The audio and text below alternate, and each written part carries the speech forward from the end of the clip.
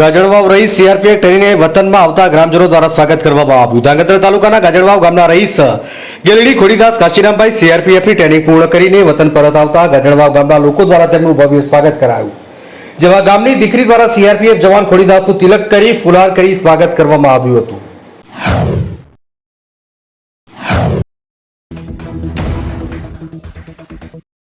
જીઆઈડીસીની valuation કંપનીમાં કામદારના મોતને લઈને પરિવારજનોએ કંપની વિરુદ્ધ ચીમકી ઉચ્ચારી। ઝઘડિયા જીઆઈડીસીની વેલ્યુશન કંપનીમાં કામદારનું સારવાર દરમિયાન મોત નીપજ્યું હતું, જે બાદ પરિવારજનો કંપની બહાર મોટી સંખ્યામાં ઉપસ્થિત કંપની પાસે વળતરની માંગ કરી। પ્રધાનમંત્રી આવાસ યોજનામાં મકાન અંગે મોટી સંખ્યામાં લોકો કલેક્ટર કચેરી ખાતે પહોંચી આવેદનપત્ર આપી રજૂઆત કરી।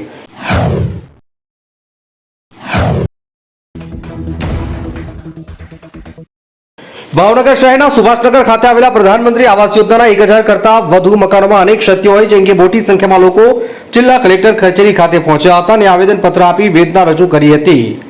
સ્થાનિક લોકો દ્વારા માંગણી કરવામાં આવી કે આ મકાનો રહેવા લાયક ના હોય અને ઝડપથી યોગ્ય કાર્યવાહી કરવામાં આવે તેવી માંગ સાથે આવેદનપત્ર આપી રજૂઆત કરી હતી।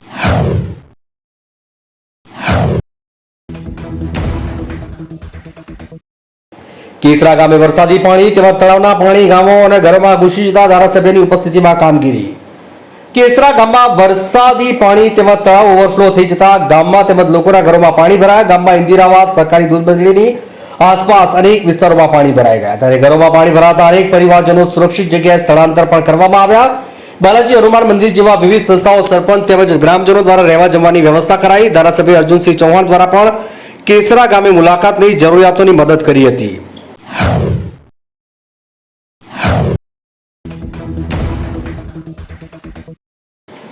શહેરમાં આશા વર્કર બહેનોએ વિવિધ માંગણીઓ લઈને કલેક્ટર અને ડીડીઓ કચેરી ખાતે આવેદનપત્ર આપ્યું। આજે તારીખ 29/7/2025 મંગળવારના રોજ બપોરે 12 કલાક આસપાસ દાહોદ આશા વર્કર બહેનોને પગાર વધારો માસિક ₹12,000 અને આશા ફેસિલિટીને 15,000 તથા અન્ય વિવિધ માંગણીઓ લઈને દાહોદ કલેક્ટર અને દાહોદ જિલ્લા વિકાસ અધિકારીને આવેદનપત્ર આપવામાં આવ્યું।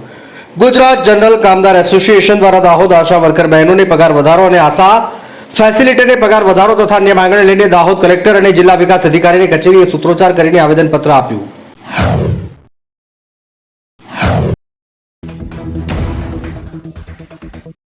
મોરબી જિલ્લામાં બોગસ ખેડૂતો ખાતેદારના પ્રકરણમાં તલાટીની ધરપકડ સામે વિરોધ, કલેક્ટર ડીડીઓ આસપીને આવેદન।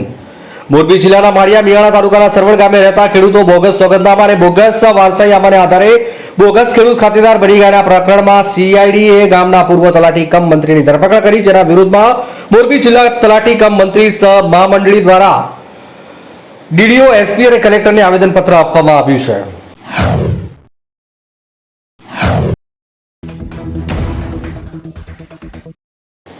ગોધરાકાંડમાં દોષિત જાહેર થયેલા 19 વર્ષ પછી ગુજરાત હાઈકોર્ટે 3 લોકોને નિર્દોષ જાહેર કર્યા। ગુજરાત હાઈકોર્ટે ગોધરાકાંડમાં થયેલા રમખાણોના કેસમાં 3 દોષિતોને નિર્દોષ જાહેર કર્યા અને કહ્યું કે તેમની સજા વિશ્વસનીય પુરાવા પર આધારિત નથી। કોર્ટે કહ્યું, ટ્રાયલ દરમિયાન ત્રણેયની ઓળખ પણ સાબિત થઈ શકતી નથી। કોર્ટનો આ નિર્ણય ત્રણેયને દોષિત ઠેરાયા 5 વર્ષની સખત કેદની સજા ફટકારાને લગભગ 19 વર્ષ પછી આવ્યો છે।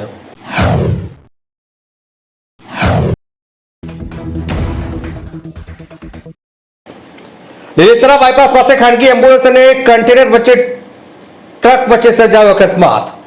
અકસ્માતની ઘટનામાં એમ્બ્યુલન્સ ચાલકનું ઘટના સ્થળે મોત। ગોધરા વડોદરા હાઈવે પર લીલેસરા નજીક બ્રેકડાઉન કન્ટેનર ટ્રક સાથે એમ્બ્યુલન્સનો સર્જાયો અકસ્માત। એમ્બ્યુલન્સમાં સવાર દર્દી સહિત પરિવારના 3 લોકો ઇજાગ્રસ્ત તમામને સારવાર માટે ગોધરા સિવિલ હોસ્પિટલ ખસેડાયા। શહેરા તાલુકાના દનવાડા ગામના કેન્સર દર્દી અને તેના પરિવારજનો વડોદરા સારવાર માટે લઈ જતા તે સમયે એમ્બ્યુલન્સને નડ્યો અકસ્માત।